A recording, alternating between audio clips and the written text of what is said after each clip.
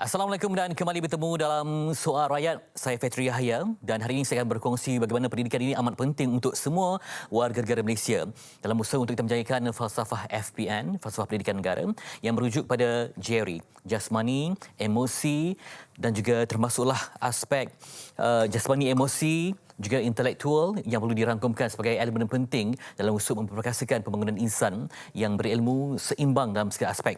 Dan ini termasuklah memberi peluang kepada mereka yang berkeperluan khas, yakni anak-anak OKU yang perlu juga mendapat pendidikan yang sepadu dan seimbang dalam semua aspek. Dan hari ini Suara Rakyat akan berbincang pendidikan untuk murid berkeperluan khas. Jadi itu saya akan bersama dengan Puan Hajah Salmah binti Jopri, pengarah bahagian pendidikan khas untuk berkongsi ilmu dan kepakaran beliau. Assalamualaikum Puan Salmah.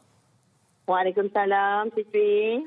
Baik, kita berbicara tentang pendidikan ini memang tak akan berhenti sebab ialah nadi kepada pembangunan manusia. Tak kira apa jua yang berlaku pada manusia berkenaan, ia keperluan asas manusiawi walaupun dalam keadaan pandemik COVID-19. Jadi sebagai permulaan, mungkin Puan dapat ceritakan bagaimanakah latar belakang pendidikan khas di Malaysia yang diteruskan sehingga hari ini dengan pelbagai usaha yang padu. Silakan Puan. Terima kasih, Fitri. Bila kita cerita tentang pendidikan khas, tak sah kalau kita tidak merujuk kepada perkembangan pendidikan khas di Malaysia. Jadi kalau kita lihat bahawa ini bermula seawal era 1920-an di mana dengan tertubuhnya sekolah rendah St. Nicholas di Melaka pada masa itu untuk kanak-kanak cacat penglihatan. Kemudian sekolah ini berpindah pula ke Sekolah Pinang. Dan kemudian ini diikuti pula dengan penubuhan satu lagi sekolah rendah kanak-kanak cacat penglihatan di Sekolah Rendah Princess Elizabeth di Johor. Tetapi pada masa itu sekolah ini masih lagi terletak di bawah sediaan Jabatan Kebajikan Masyarakat. Dan kemudian pada tahun 1948 tertubuhnya lagi sekolah kanak-kanak cacat pendengaran yang itu di Pulau Pinang di Tanjung Bunga. Jadi kita lihat mula-mula sekolah bagi cacat penglihatan, kemudian bagi cacat pendengaran dan sebagainya. Kemudian ia berkembang lagi pada tahun 1963 kita lihat bahawa wujudnya satu kelas percantuman. Kelas percantuman ini bagi anak-anak cacat penglihatan dan cacat pendengaran di sekolah-sekolah arus perdana. Dan pada tahun 1963 pula kita lihat bahawa sekolah-sekolah ini telah berkembang dengan baiknya. Dan seterusnya pada tahun 1988 pula kita dapati bahawa wujud lagi satu kelas percantuman juga yang dinamakan kelas percantuman di sekolah-sekolah arus perdana bagi murid-murid masalah pembelajaran. Jadi dalam era 1990-an ini pula kita lihat bahawa Malaysia telah menuju satu kemajuan yang pesat dalam program pendidikan khas dari segi kurikulum, dari segi penyediaan guru, dari segi pedagogi. Dan pada masa yang sama, di situ juga tertubuhnya satu bahagian yang memang menjadi niche area dia ialah pendidikan khas, iaitu bahagian pendidikan khas. Dan kita lihat juga dalam akta, dalam akta pendidikan 1996 ada menyebut tentang pendidikan khas. Dan juga tertubuhnya satu pengandalan kepada peraturan-peraturan pendidikan yang kata kurungan pendidikan khas 1997. Dan dia menjelaskan tentang keperluan kepada pendidikan khas.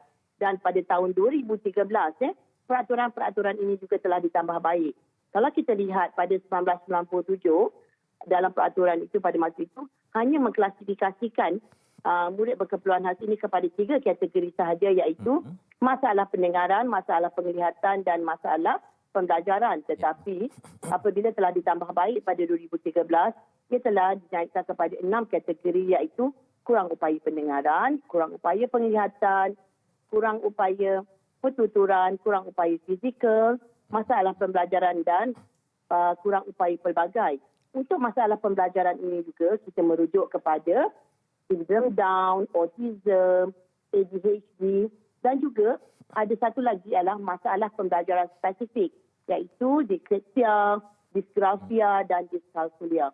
Bagi MD, kadang-kadang kita panggil MD iaitu kurang masalah dari segi kurang upaya pelbagai ini Ianya merupakan antara sebab dia sebut MD, kadang-kadang dia melibatkan kombinasi dua atau lebih ketidakupayaan. Contohnya seperti kurang upaya pendengaran, ada autism juga, kurang upaya penglihatan, mungkin ada Down syndrome dan sebagainya. Baik. So kita lihat bahawa di situlah bermulanya perkembangan dari segi pendidikan khas di Malaysia ini. Baik, Puan Hajah, kita lihat memang lama diwawarakan tentang pendidikan untuk semua, ya, di mana untuk anak yang keperluan khas ini memang eksklusif dan bukan dikesampingkan. Tadi di awal saya ada menyebut tentang keperluan untuk jasmani mereka, emosi, kemudian rohani, intelektual. Jadi bila kita nampak teguh dan konsisten dengan keupayaan ini, adakah ia menambahkan lagi enrolment pihak ibu bapa? Mungkin pada zaman dahulu ada yang malu-malu jika ada anak OKU mereka simpan tak pergi ke luar untuk belajar, ya. Tapi dengan usaha kreasi oleh pihak kerajaan, ibu bapa ada kesedaran yang amat tinggi. Mereka meningkatkan lagi enrolment dalam kalangan anak OKU ini. Mungkin dapat Puan menjelaskan? Okey. Jadi kan kalau kita lihat bahawa memang untuk meningkatkan enrolment ini pada satu masa ianya merupakan satu cabaran besar kepada Kementerian Pendidikan. Tetapi di atas usaha-usaha Kementerian Pendidikan yang tidak pernah mengenal jemu, di mana kalau kita lihat tadi ada penambahbaikan dari segi kurikulum, pedagogi, guru-guru yang mengajar dan sebagainya, ia juga membantu kepada peningkatan enrolment ini.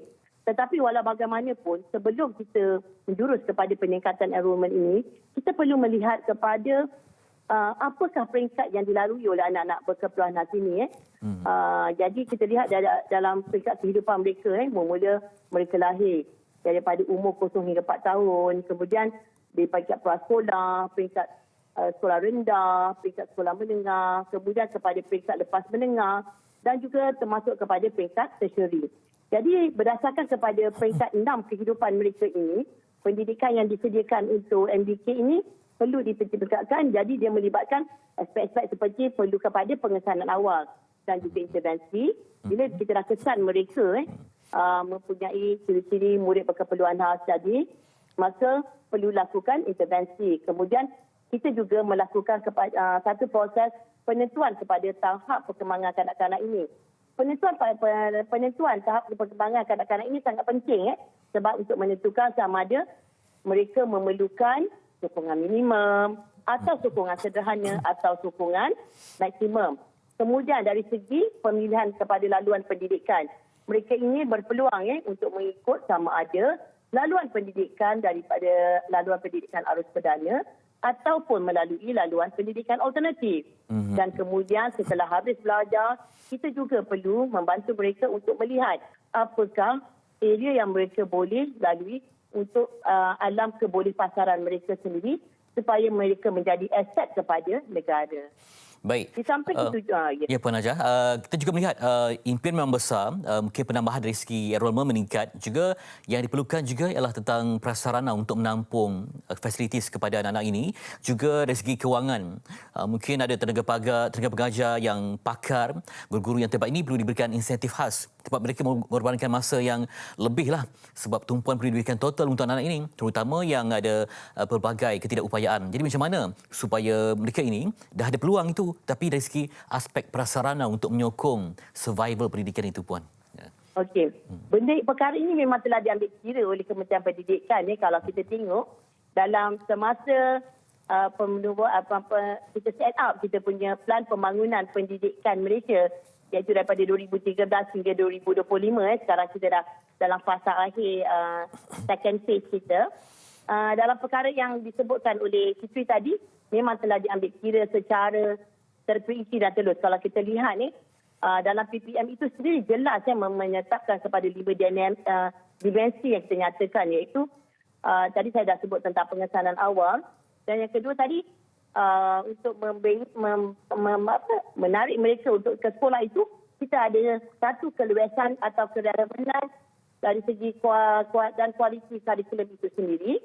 Dan guru dan tenaga pakar ni, maksudnya kita mempunyai guru-guru yang memang khusus untuk pendidikan khas. Sebab kalau ada murid, tak ada guru yang pendidikan khas, mereka mungkin tidak dapat memberi tumpuan yang sepenuhnya kepada keperluan murid itu sendiri. Jadi kita memang ada guru-guru pendidikan khas yang memang khusus ditrain untuk mengajar murid-murid berkeperluan khas ini.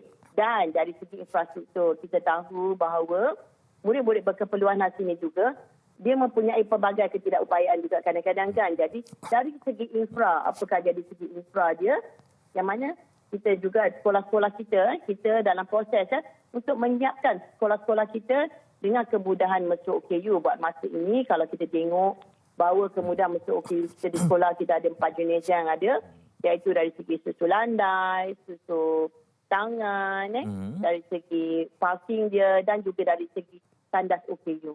Sebab perkara ini sangat penting untuk mereka. Dan dari segi keuangan juga, kita memberi beberapa insentif yang mana nanti mungkin saya akan terangkan apabila saya menerangkan tentang sokongan atau insentif yang diberikan secara khusus kepada murid-murid berkeperluan khas ini. Dan yang paling penting sekali, sebagaimana nyatakan dalam plan pembangunan pendidikan ini, bahawa kesedaran dan perlibatan awam sangat penting. Macam hari ini. Ini adalah satu proses untuk menjedarkan masyarakat umum, terutama di Malaysia, tentang pendidikan khas di Malaysia. Dan terima kasih juga pada TV3. Itu dia sebenarnya. Saya pun banyak soalan yang Nadia juga. Tadi kita berbincang aspek sejarah, kemudian usaha yang padu, aspek kewangan, prasarana. Dan nanti juga akan meninjau bagaimana pula supaya pendidikan ini ingin diarus perdanakan dan tidak meninggalkan aspek kesamarataan. Sebenarnya selepas ini dalam Suara Rakyat kita berbincang tentang pendidikan untuk murid berkeperluan khas. Selepas ini, kita berehat seketika.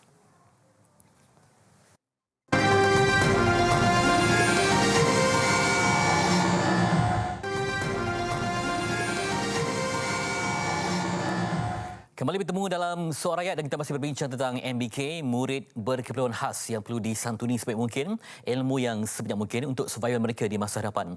Dan kita masih lagi bersama dengan Puan Hajah Salmah binti Jopri, pengarah bahagian pendidikan khas, untuk berkongsi fikrah dan juga inspirasi beliau untuk menggerakkan pendidikan khas ke peringkat lebih tinggi. Baik, Puan Hajah, saya juga nak menyentuh tentang isu terkini tentang COVID-19 ya. Kita perhatikan ketika PKP, ramai ibu bapa yang terdapat menghantar anak ke sekolah disebabkan sekolah ditutup. Dan ibu bapa pun tertekan, bukan sebab apa, kerana mereka melihat bahawa anak-anak ni kadang lebih rapat dengan para guru dan juga mungkin warna atau spektrum yang berbeza. Ketika ibu bapa berbeza attitude anak-anak ni dengan ketika bersama dengan guru. Jadi menyebabkan ibu bapa kadang-kadang perlu mencari kreativiti macam mana untuk menghidupkan minat anak mereka supaya tetap menerima ilmu ketika berada di rumah. Jadi mungkin dengan pengalaman Puan dapat dikongsikan tentang perkara ini. Okey, terima kasih Fitri. Untuk makluman macam mana kita tahu bahawa murid-murid ini kasih sayang dia dengan ibu bapa ibu bapa dan kalau kita bandingkan antara kasih sayang dengan ibu bapa dengan kasih sayang pada guru, kadang-kadang kita lihat seolah mereka sangat taksub dengan guru mereka sendiri dan kasih sayang mereka sangat jauh. Ada sebab pernah satu peringkat dulu apabila mereka perlu pergi ke satu tempat, mereka perlu naik bas bersama-sama ibu bapa bersama guru, dan pada masa sama ada ibu nak bawa anak sendiri menaiki kenderaan sendiri. Murid ini menangis-nangis dalam bas, dia tak nak sebab dia ingin bersama juga dengan gurunya dalam bas tersebut. Jadi terpaksa dipujuk dan sebagainya. Jadi di situ kita lihat ada betapa rapatnya. Jadi COVID-19 ini memang memberi kesan yang besar. Sebenarnya bukan hanya kepada murid, sebenarnya kepada guru. Sebab guru ni kalau dia tak tengok anak murid di depan mata dia juga akan menjadi berlaku keresahan dalam diri guru itu sendiri sebenarnya. Kalau kita cerita tentang keresahan murid, sebenarnya guru juga mengalami keresahan akibat daripada COVID-19 ini. Sebab bila dia tak nampak anak murid dia dalam kelas, dia akan jadi runsing. Sebab mungkin dia rasa macam kehilangan. Okey, jadi bila di rumah pula, ibu bapa sekarang telah berperanan sebagai guru juga sendiri. Jadi dia menjadi sebagai berperanan sebagai proksi lah kita katakan kepada guru di sekolah. Jadi kita perlu memberi sedikit ilmu kepada guru ini supaya guru ini dapat menangani tantrum anak-anak mereka dan sebagainya, supaya anak ini tidak merasa dirinya terpinggir pula di rumah. Sebab kena ingat, di rumah selain daripada anak-anak murid anak berkeperluan khas ini juga, kadang-kadang ada juga adik-beradik yang lain yang terpaksa ibu bapa ini tangani kan. Jadi bagaimana? Maka di peringkat Kementerian Pendidikan khas, kita menjadari perkara ini. Oleh yang demikian, kita telah menyediakan juga sama seperti murid arus perdana beberapa bentuk pengajaran dan pembelajaran yang dia boleh digunakan di rumah. Seperti melaksanakan pengajaran dan pembelajaran di rumah PDPR. Jadi pendekatan yang kita gunakan adalah berdasarkan kepada manual pengajaran dan pembelajaran di rumah seperti murid-murid boleh belajar masuk real time mereka dan sebagainya. Di samping itu juga murid-murid ini boleh berkomunikasi juga dengan guru melalui WhatsApp, Telegram dan Google Meet. Jadi pada masa yang sama juga, katalah kita selalu bercerita tentang pendudukan kepada aplikasi dan sebagainya. Bila cerita tentang kita akan cerita tentang internet dan sebagainya. Tapi apa jadi pada murid-murid yang tidak ada kemudahan tersebut? Maka pada masa yang sama, kita juga boleh melalui TV-TV pendidikan yang ada kan. Yeah. Kita ada TV pendidikan, kita ada, kemudian sekarang kita juga ada apa yang kita namakan, saya tak ingat ada grup guru grup guru yang memang membentuk satu program pengajaran dan pembelajaran secara online. Yeah. Jadi kalau misalnya tak ada, dia boleh tengok TV pendidikan sebab TV pendidikan ini yang diusahakan oleh ASTO kan. Kalau kita tengok ada dekat ASTO dan juga di tempat yang lain. Jadi contoh Cikgu Tube tadi, saya nak cakap tentang Cikgu Tube. Jadi Cikgu Tube ni adalah satu platform di mana guru-guru berkongsi cara-cara mengajar. Jadi ibu bapa boleh gunakan dan aplikasikan dekat di rumah bagi membantu anak-anak tersebut. Okay, Puan dapat demo tadi saya dimaklumkan bahawa Puan ada aktiviti untuk cara-cara yang mungkin dapat kita kongsikan dengan penonton. Okey, contoh kalau misalnya kita cerita tentang murid pendidikan khas ni, kalau kita tengok daripada Arus Perdana, mereka boleh duduk di depan peranti mereka ataupun di rumah boleh belajar dengan membaca tanpa henti. Tetapi dari segi modul yang kita bagi kepada murid-murid kita ni lebih kepada jenis-jenis yang berunsurkan kepada didik hibur. Contoh kalau kita tengok budak syndrome Down, dia tak boleh duduk secara lama dengan secara dia beri suka pada hiburan yang berbentuk hiburan. Ini kalau contoh, paling mudahlah budak sekolah rendah yang darjah 1 dan sebagainya, tahun 1 dan sebagainya. Kalau kita kata kita contohkan pelajaran matematik kita ambil. Kita ambil, kita kata kalau untuk biasa kita kata 2 campur 2 dia akan jadi 4. Tambah dan sebagainya. Tapi pada mereka benda itu lama-lama dia akan jadi satu tekanan. Jadi apa yang kita buat, kita akan adakan video. Kita akan sediakan video untuk ibu bapa ini, kita akan beri dan kemudian bersama-sama dengan murid itu kita belajar. 1 campur 1 jadinya 2. Jadi mereka ini bila dia nyanyi dengar lagu, dia akan minat. Padahal itu adalah matematik. Nampak tak? So dia semudah itulah yang kita nak cerita. Kalau nak cerita yang lebih tinggi itu juga ada. Tetapi di sini saya bagi perkara yang sangat simple. Ya, baik Puan Najah, juga berkaitan dengan sistem sokongan ya. Kita melihat dari segi sumber manusianya, guru juga dilengkapi, dibantu dengan pembantu pengurusan murid dan juga macam mana dari segi minat generasi muda terutamanya kalau Puan dapat kongsikan untuk mengambil ini sebagai satu kursus penting untuk mereka. Sebab anak-anak muda ni mungkin tak begitu terdedah. Jadi mereka mungkinkah kesedaran mereka meningkat dengan adanya akses pendidikan yang sama rata yang diperluaskan. Contohnya macam prasekolah ada, di sekolah rendah, sekolah menengah sampailah kepada kolej vocational khas ya untuk anak-anak yang istimewa ini. Jadi menampakkan ada potensi dan peluang itu, mungkin ada minat untuk ramai mengambil kursus ini sebagai kursus pilihan di kampus dan kembali untuk turun padam mengajar anak-anak yang berkeluhan khas ini. Ya. Okey, untuk makluman Fitri dan juga penonton bahawa untuk lihat di mana-mana di institusi pengajian tinggi sekarang ni, kalau kita lihat memang banyak khusus yang menjurus kepada perkara tersebut sama ada daripada universiti awam ataupun daripada institut PTS dan sebagainya. Dan mereka ini memang sangat berminat untuk balik dan serve kepada murid-murid berkeperluan khas inilah.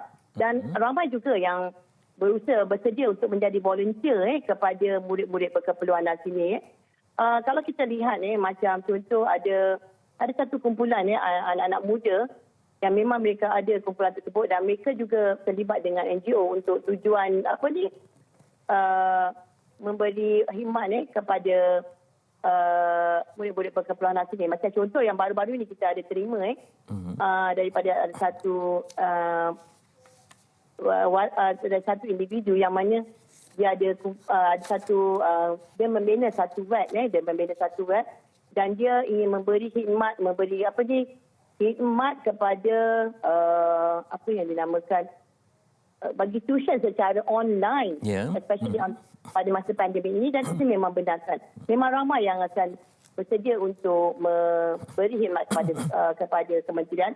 Walau bagaimanapun pada masa sama mereka perlu mematuhi prosedur yang telah ditetapkan oleh kementerian. Bukan untuk apa bagi memastikan bahawa tidak ada berlaku apa-apa pelanggaran dan juga bagi memastikan bahawa kedua-dua pihak punya kepentingan adalah terjamin. Itu saja.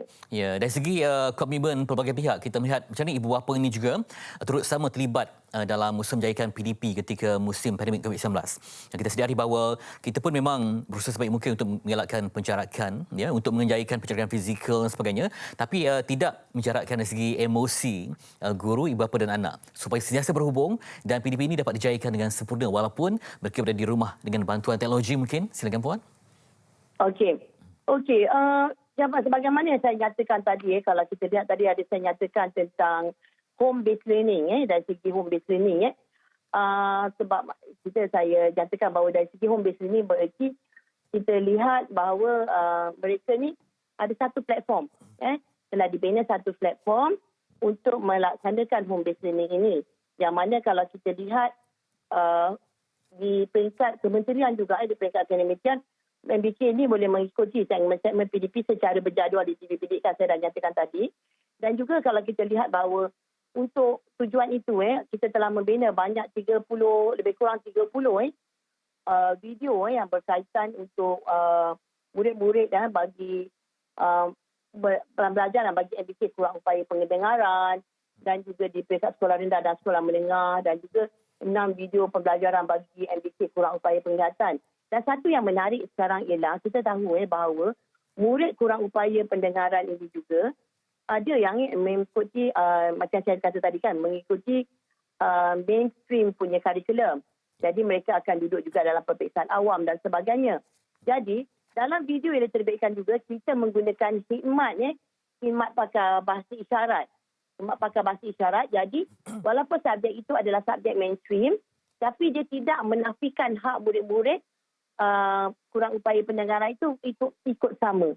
Jadi mereka juga akan dapat faham apa yang disampaikan melalui daripada khidmat oleh juru bahasa isyarat yang memang ada dalam video tersebut. Jadi sekarang ini macam mana melihat perjalanan dan juga penerimaan anak-anak dan ibu bapa sepanjang ia dilaksanakan sepanjang tempoh pandemik ini? Mungkin ibu bapa dah pun terbiasa dan sesuai dan kompeten untuk mengendalikannya. Silakan Puan. Kita tak nafikan juga sebenarnya ada setengah dia penerimaan itu varies, berbeza-beza. Ada yang memang mudah terima dan ada juga yang menghadapi kekarangan dan sebagainya.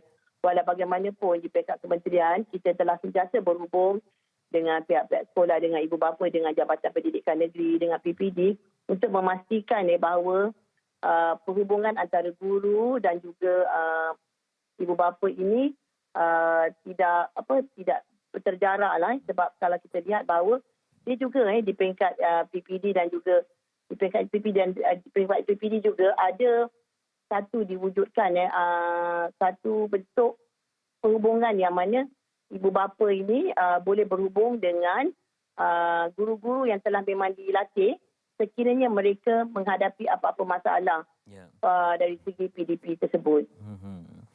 Dan saya suka melihat kebersamaan yang wujud ibu bapa ni mungkin saling berhubung dengan pihak guru dan sebagainya supaya interaksi itu berterusan. Sekiranya ada masalah mungkin ada konsultasi khas yang dibuka untuk penambahbaikan ibu bapa, Puan Salmah. Minta maaf, boleh ulang balik tak? Dari segi kebersamaan, sebab memanglah bukan mudah untuk mencipta konsistensi. Mungkin hari ini mereka dapat ilmu tu, tapi untuk balik pada bab yang berikutnya memerlukan panduan. Jadi sentiasa ada peluang untuk mereka menelefon barangkali, untuk sentiasa interaksi dengan pihak yang ada kepakaran dalam bidang itu. Sebab tak semua ibu bapa yang mungkin arif dalam bab-bab tertentu. Jadi mereka memerlukan kepada bimbingan juga kepada ibu bapa. Okey, sebenarnya untuk tujuan itu juga kita dah bina beberapa kit yang boleh membantu ibu bapa ini, sebab sebagaimana kita tahu bahawa setiap murid berkeperluan sini dia mempunyai dan memerlukan kepada bentuk pendidikan yang sedikit berbeza antara satu sama lain. Maka jadi ibu bapa memang dia perlukan satu pengetahuan yang baru untuk bagi memastikan PDP anak mereka berjalan dengan baik. Maka ianya dilakukan secara berstruktur. Jadi oleh yang demikian, kita juga ada membina beberapa kit atau pembelajaran yang boleh digunakan oleh ibu bapa dan pada masa yang sama juga ianya boleh digunakan pakai dan digunakan pakai oleh murid-murid tersebut. Dan ibu bapa ni bila memilih kit itu tersebut, dia mesti, akan dinasihatkan oleh guru. Okey, macam contoh dalam satu kit tu dia ada 10 aktiviti. Maka murid-murid tersebut boleh melaksanakan, ibu bapa tersebut boleh melaksanakan proses PDP itu berdasarkan kepada kit-kit yang mengikut kepuayaan anak mereka. Baik, kita akan sambung berbincang lepas ni dalam meninjau dan juga memahami kepentingan pendidikan untuk murid yang berkeluaran khas. Kita bereksika kembali selepas ini. Baik, aktiviti.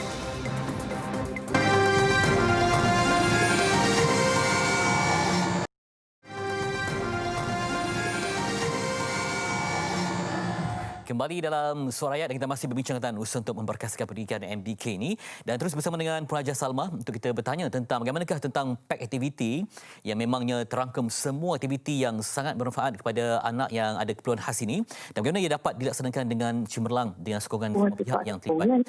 Jadi mungkin Puan Salma dapat menguraikan tentang pack aktiviti yang telah pun disusun untuk menjayakan pendidikan kepada anak MDK. Silakan. Ya. Okey, untuk tujuan bagi penyediaan pack aktiviti sebenarnya kalau kita nak tahu bahawa dia terangkum bawah perkhidmatan sokongan di mana kalau saya nyatakan tadi bahawa kalau dekat Malaysia ni kita ada 13 pusat perkhidmatan pendidikan khas yang mana di setiap ada hampir di semua negara lah, di semua negeri kecuali di wilayah Persekutuan Kuala Lumpur, wilayah Persekutuan Labuan dan juga Negeri Sembilan ni. Di mana kalau kita lihat dalam perkhidmatan sokongan ini yang dijalankan oleh pusat 3 PK ini, di mana di dalam itu tenaganya adalah terdiri daripada tenaga bidang khusus seperti audiologi, terapis pertuturan dan juga terapis saja kerja. Jadi antara perkhidmatan yang diberikan kepada mereka yang datang kepada pusat perkhidmatan ini adalah dari segi pelaksanaan saringan, intervensi, rehabilitasi dan juga dari segi konsultasi. Pada masa yang sama kita lihat perkhidmatan sokongan ini perlu berjalan terus walaupun dalam keadaan COVID-19. Tetapi ada beberapa aktiviti yang tidak boleh dilakukan sewaktu COVID-19 ini sebab contohnya dari segi aktiviti yang berlaku banyak sentuhan sebab mereka perlu datang kepada pusat perkhidmatan ini. Jadi apa yang kita lakukan ialah di pusat perkhidmatan pendidikan khas ini atau 3 PK ini, mereka juga telah menyediakan satu pack aktiviti yang boleh dilaksanakan oleh murid-murid ini apabila berada di rumah. Tetapi sebenarnya pack aktiviti ini disediakan dan diletak kepada 13 buah 3 PK ini. Walau bagaimanapun ibu bapa boleh datang untuk mendapatkan khidmat bagi melaksanakan aktiviti di bawah pack aktiviti yang dinyatakan. Jadi antara pack aktiviti yang disediakan adalah seperti bercerita menggunakan gambar sebab ini adalah tujuan dia adalah untuk macam pembinaan ayat dan sebagainya. Jadi kalau misalnya mereka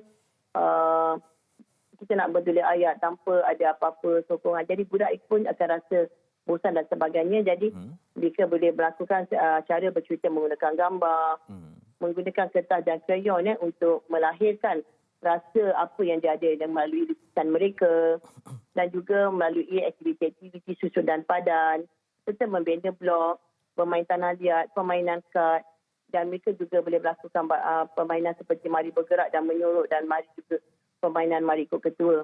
Jadi pack aktiviti ini boleh dilaksanakan, boleh digunakan dan dari segi aktivitinya hendaklah mengikut kesesuaian murid tersebut.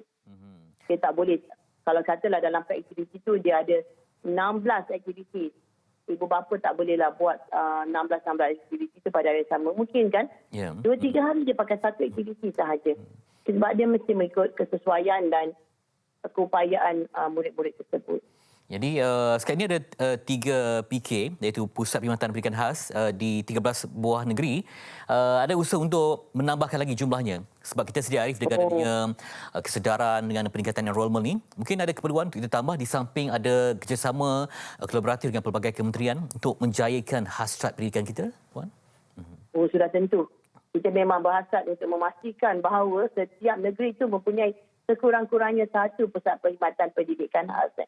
Sebab sekarang kita tahu macam mana yang saya sebutkan tadi, 3 negeri masih tidak ada lagi, tetapi dia masih dalam pipeline kita. Kita akan berusaha untuk memastikan semua negeri mempunyai pusat perkhidmatan pendidikan khas. Dan buat masa ini kita ada 52 pejawatan bidang khusus yang telah diperuntukkan di seluruh negara. Mereka ni ada 52 dan mereka berada di seluruh negara. Di mana yang bagaimana saya nyatakan bahawa mereka ini adalah pegawai bidang khusus dari segi audiologis, speech therapist, occupational therapist, clinical psychologist, education psychologist. So, mereka ini yang akan membantu bagi membuat perkhidmatan sokongan kepada murid-murid berkeperluan khas ini. Baik, tetapi walau bagaimanapun kita dapati dengan jumlah murid yang ada sekarang 92,755. Ada 92,755 budak murid berkeperluan khas ini yang enroll dalam kita punya sistem pendidikan di bawah Kementerian Pendidikan Malaysia sehingga Jun 2020 ini. Jadi sudah tentu kalau kita nak bandingkan dengan 52 orang ini tidak mencukupi. Jadi apa yang kita lakukan sebagai langkah jangka pendek, kita bekerjasama dengan Kementerian Kesihatan Malaysia dari segi aktiviti seperti memberi khidmat nasihat dan juga dari segi melakukan intervensi awal kepada murid-murid berkeperluan khas tersebut. Itu dia. Dan lain sekali bagaimana usaha yang ke hadapan ini, way forward untuk memajukan pendidikan untuk anak MBK ini supaya tak ada yang tercicing, malah semakin diperkuatkan pelbagai sistem sokongan dengan kecekapan tabik urus dan semuanya sekali ke arah melestarikan pendidikan yang sempurna. Silakan.